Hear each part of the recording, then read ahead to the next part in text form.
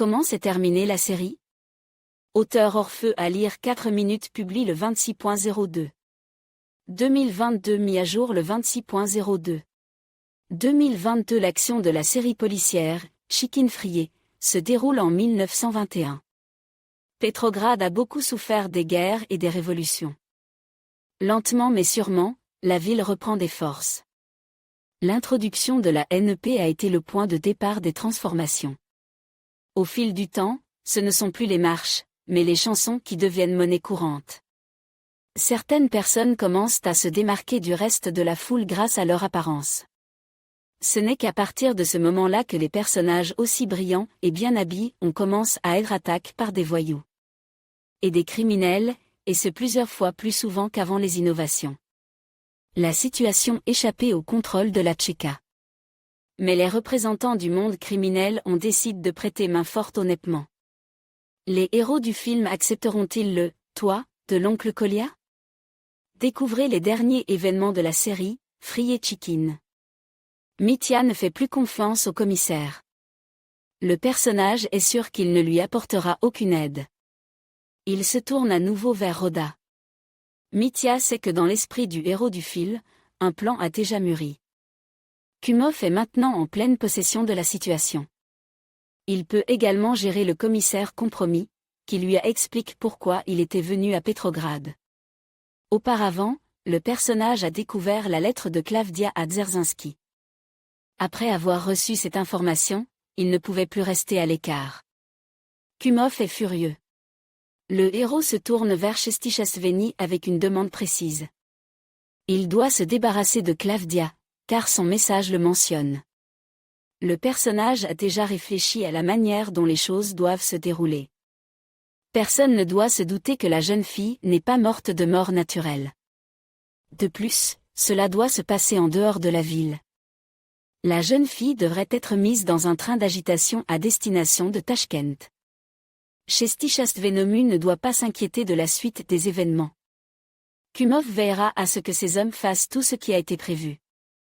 Le reste sera fait rapidement et sans qu'on s'en aperçoive. Dans le même temps, les Blancs se préparent à un nouveau combat. Pour cet affrontement, ils ont déjà recruté une force de frappe. Leur mission est de détruire les voleurs de l'oncle Kolia. Oncle Kolia a finalement admis qu'il considérait Rodia comme son « frère ». Le personnage assure qu'il doit beaucoup au héros de la série. Après tout, c'est Rodia qui lui a sauvé la vie en le couvrant de sa propre personne lors d'une rencontre avec des bandits. Les funérailles de Petrova. Mitya et Rodia veulent mettre fin aux agissements de Kumov. Mais les personnages se rendent compte que pour l'incriminer, ils ont besoin de preuves. Les héros ont l'intention d'élaborer un plan qui les aidera à atteindre leur objectif. Au départ, Mitya et Rodia se sont donné pour mission d'arrêter Kumov. Mais la dernière fois, quelque chose a mal tourné. Mais les personnages n'ont pas l'intention d'abandonner. Au contraire, ils sont déterminés et pensent déjà à attirer Kumov Isolde. Rodia est persuade que cette tactique fonctionnera. Seul Kumov a calculé la suite de leurs actions. Le personnage a deviné qu'il était traque. Il décide de devancer les héros de la série. Pour ce faire, Kumov a place des preuves dans la chambre de Rodi. Il a également réussi à trouver un jeu d'écriture et à en extraire le couteau nécessaire. Kumov interroge Rodia. Le personnage s'est fixé un objectif très étrange. Il doit avoir une raison légitime de tuer Rodia. Mais pour cela, il faut que le héros de la série soit mis hors d'état de nuire, ce qui n'est pas si facile. Rodia n'abandonne pas. Il promet à Kumov de vivre jusqu'au procès, au cours duquel il dénoncera le personnage. D'autres acteurs ne veulent pas non plus participer au meurtre de Rodia. Parmi eux, l'oncle Kolia.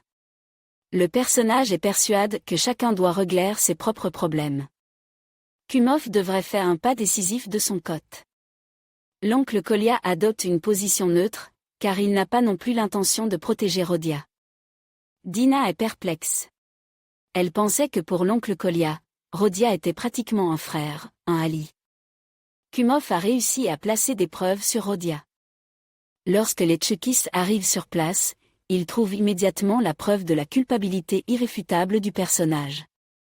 Ils avaient entre les mains l'instrument d'écriture dans lequel le couteau avait disparu.